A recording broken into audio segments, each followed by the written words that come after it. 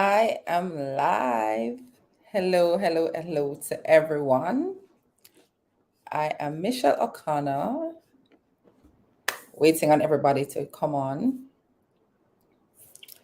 Facebook just told me that I am live. So hopefully persons will come on from Facebook, person will come on from YouTube, and we'll all be here together. Um, Last week I didn't remember to hit the public button on Facebook, so persons were over there talking away, and I wasn't seeing them over here. So I made sure to fix that this time around. So hello to everyone, and thank you for coming on to my channel. Today we're going to be talking about the seasons of business. So just giving everybody a little bit of time to come on, and as you come on, let me just send something out.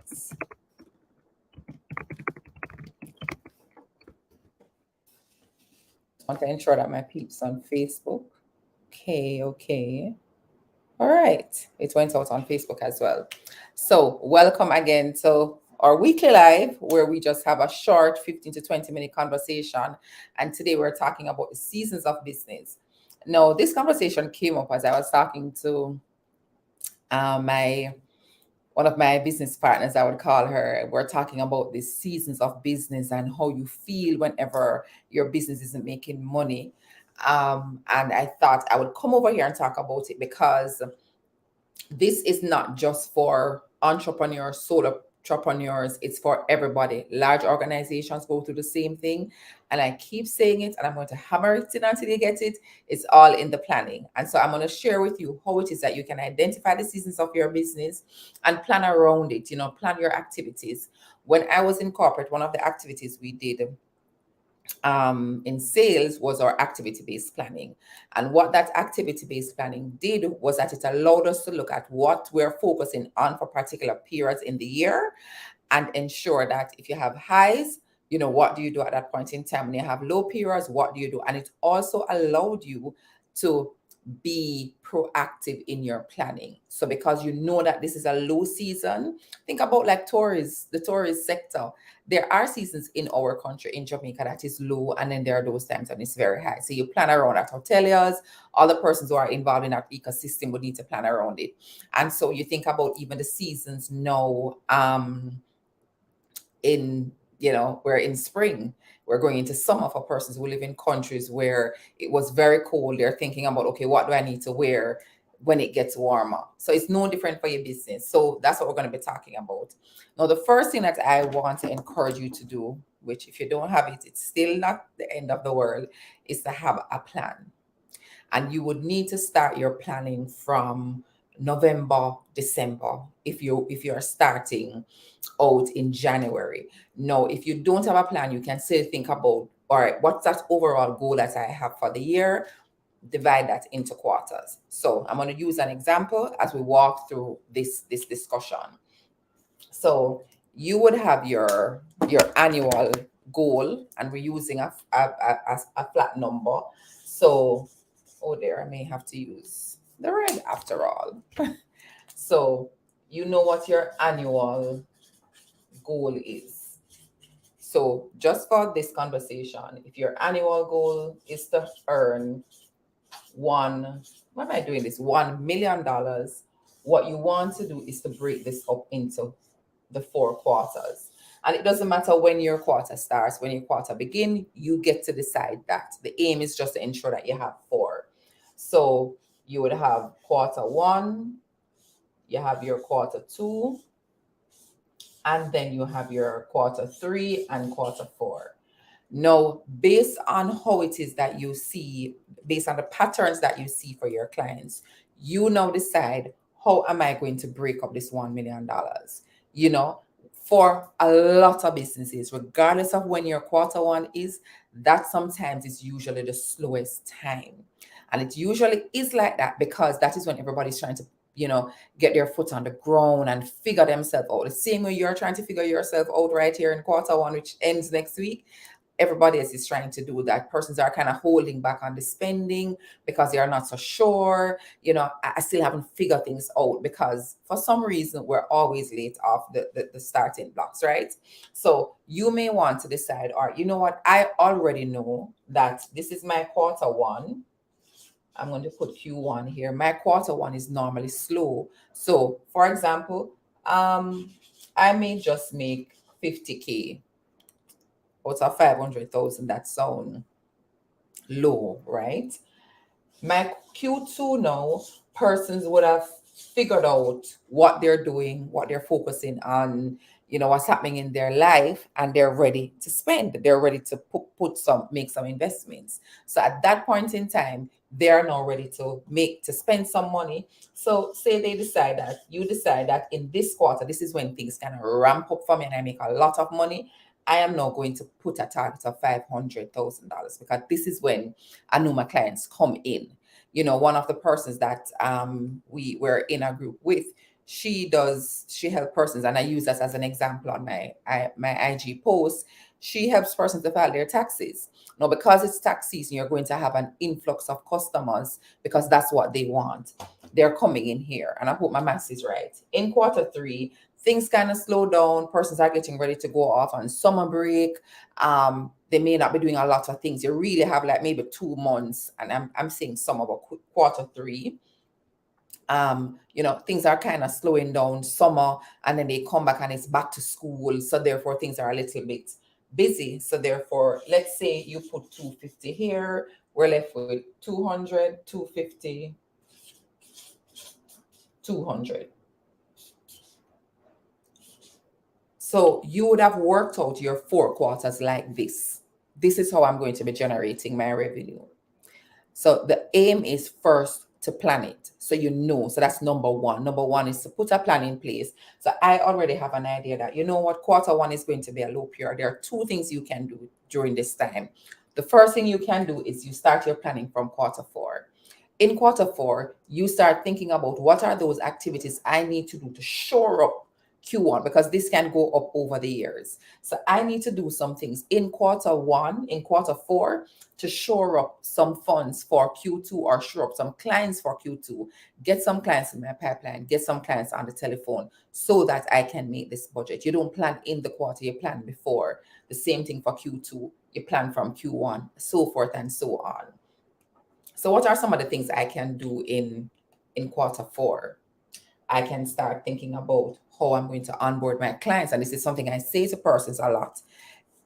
Ensure you know when in the quarter is the time when you're onboarding clients or you're filling up your pipeline.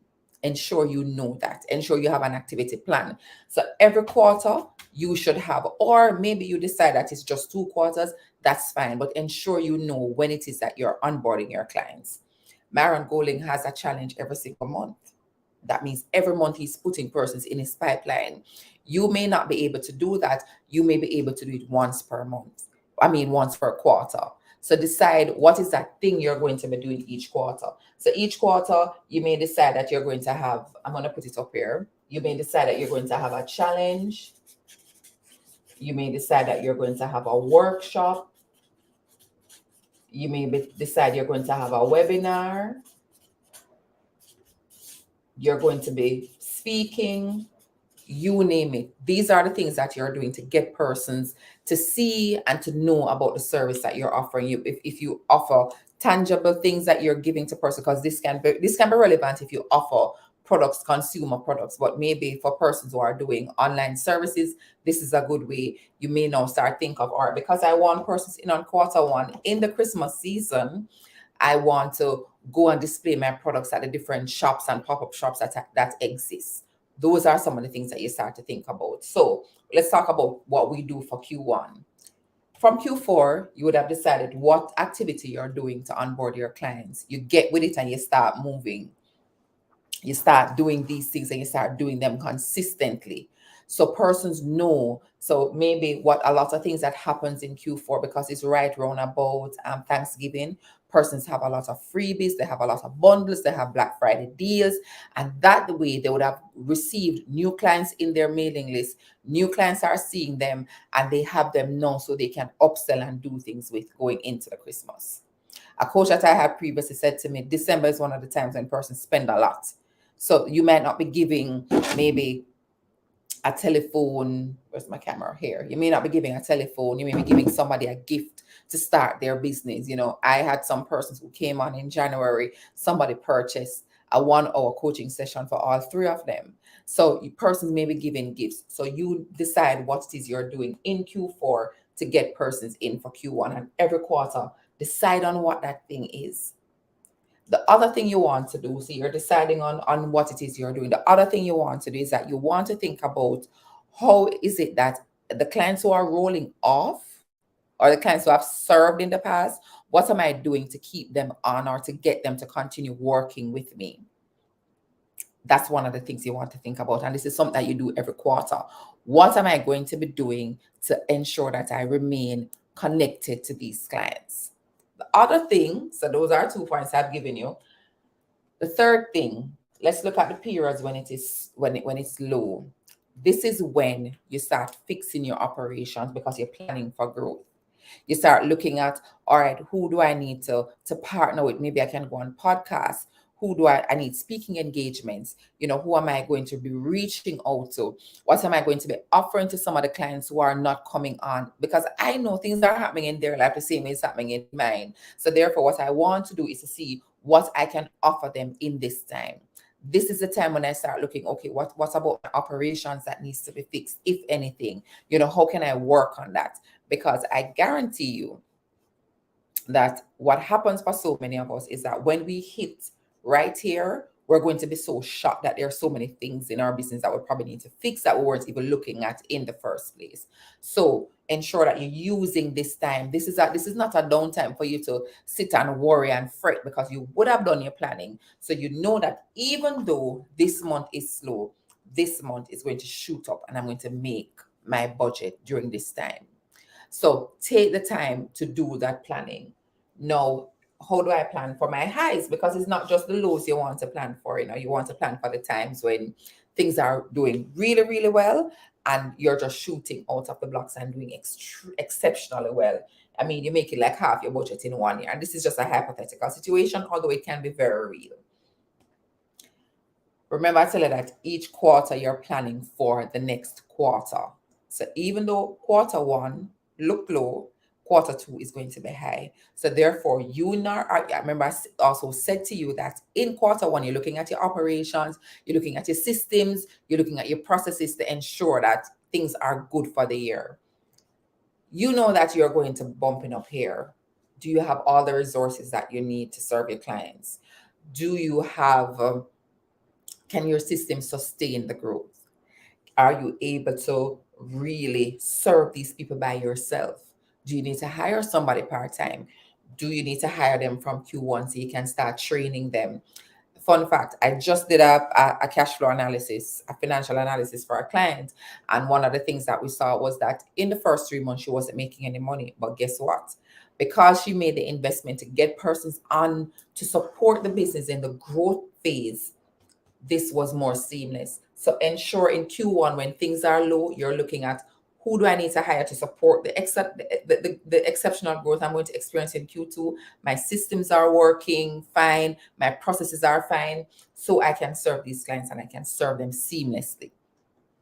Now, in Q2, you already know Q3 is going to be a little low. Persons are going off on their summer vacation, persons are going to go back to school, and persons are doing other things in life, unless and this is not for every business, because if you're in the back to school phase, this may be a period that is high for you. If you're in the hotel industry in tropical countries, this Q4 and Q1 may be a very high period for you. So remember, this is just hypothetical. It's not it doesn't go for everybody, but the principles go for everybody. So Q2, you would have already known that this is going to be a low period for you. So maybe one of the things that you are thinking of is the resources that I'm getting for Q2 maybe part-time, because I know I may not need them all the time in Q3, or how I schedule persons in my company may be different. In this quarter is when persons go off on vacation. A lot of persons go and take vacation because we already know we're going to be having a low period here. You also take vacation. So you think about that. Then the other thing you want to do is use some of this time to plan for Q4, and the cycle continues. So I wanted to share that quickly with you, because if you plan, then none of these quarters are going to catch you by surprise. You are going to be able to actively get up every day and work on the things that you need to work on. Of course, there are many other layers to this, like many layers below here, because we're talking about who you're targeting, what you're going to be offering, will they buy, and also looking back, if did it look like this last year? Was it like this last year, or did it look differently? And so that's what I wanted to share with you this evening. Our lives are normally short because we're just offering you some quick pointers that can help you to move your business along. So if you are feeling that your business is not making money, and you're thinking that maybe it's your pricing, you're thinking that maybe it is something else, you're thinking that, all right, you know what, I just change my language. No, pause for a moment and really look and see if you understand the seasons in your business. Understanding the seasons in your business will make things very, very easy for you. It's not good to look at because nobody wants to see this. You don't want to see this. You don't want to see this, but guess what? You're seeing this. But at the end of the day, this is the number that you're looking at. Am I achieving my overall goal? And if I'm achieving my overall goal, then how I spread it out across the quarter is a lot easier for me to digest. So I hope this helped. Thank you for the thumbs up. I don't know who that is, but I hope this serve you. Go ahead and share this with somebody who has a business and need to do their planning. And it all goes back to planning. It all goes back to planning, guys. If you have the 1 million here, this 50K is shocking, but you're going to be making it up in the year. You may not take a salary this month as a CEO, but you get to make that decision. So thank you for coming on. I'm just seeing other persons joining, but it's short, so you can always watch the replay. And remember, share it with somebody. We come on live for 15 to 20 minutes every Wednesday, sharing with you tips, something that I grab in the week that I spoke to somebody about that I know can be of service to you. So thank you for coming on. Like, share, and subscribe. Tell somebody about it. Go and watch the replay. Thank you, Candice, for coming on and for always supporting. I really, really appreciate it. So have a great Wednesday, guys, and God bless.